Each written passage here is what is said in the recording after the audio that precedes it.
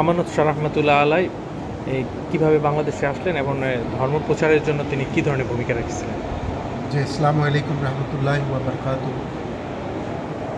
আমরা বর্তমানে বাবাজান কিবলা হযরত শাহ সুফি আমানত খান রহমতুল্লাহ আলাইহির সপ্তম বংশ।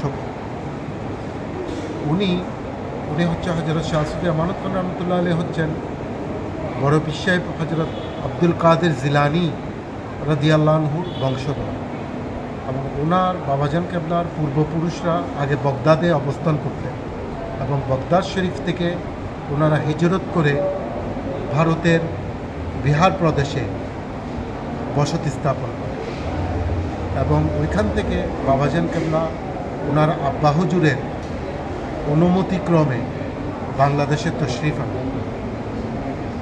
এখন বর্তমানে ওনার রওজায়ে পাক চট্টগ্রামের লালদিঘির পূর্ব পার্শ্বে অবস্থিত। অবদান বলতে হযরত উনি কিন্তু 4টা তরিকতের অনুসারী ছিলেন: কাদেরিয়া, চিশতিয়া, নকশবন্দিয়া, মুজাদ্দিদিয়া, এবং উনি সকল তরিকতের অনুসারীদেরকে খেলাফত প্রদান করেছেন এবং উনি খুব মন অবলম্বনী ছিলেন। উনি সবসময় নিজেকে আড়াল করতে পছন্দ করতেন এবং একটা সকলে জনশ্রুতি আছে, ওটা অবশ্যই সকলে অবগত আছে যে উনি কীভাবে আসলে প্রকাশ পেয়েছিলেন। উনি জীবদ্দশায় উনি কোর্টের একজন পিয়নের ছিলেন, চাকরি করতেন। তো ওখান থেকে একজন অসহায় লোককে বাঁচাতে গিয়ে উনি নিজেকে প্রকাশ করে ফেলেন। এরপরে উনি দিন ইসলামের এবং মানুষদের খেদমতের মধ্যে নিজেকে আড়ালের মাধ্যমে নিয়োজিত রেখেছেন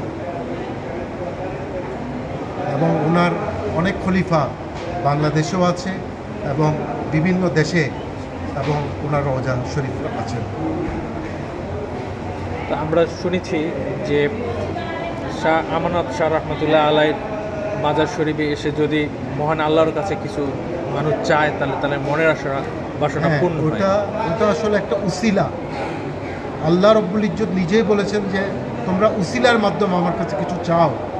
যেমন আল্লাহর ওলিরা হচ্ছে যে এমন একজন, ওনারা আল্লাহকে রাজি করছেন এবং ওনারা আল্লাহর ওলি এবং আল্লাহর মকবুল বান্দা। যেমন আমরা সারা দিনেই কিছু না কিছু খারাপ কাজ করতেছি, কিন্তু তারা ছিল পবিত্র, যার দরুন ওনারা আল্লাহর কাছে এত মনোনীত ছিল যে ওনাদের উসিলা ধরলে আল্লাহ কখনো খালি হাতে কাউকে ফিরাই দেন না।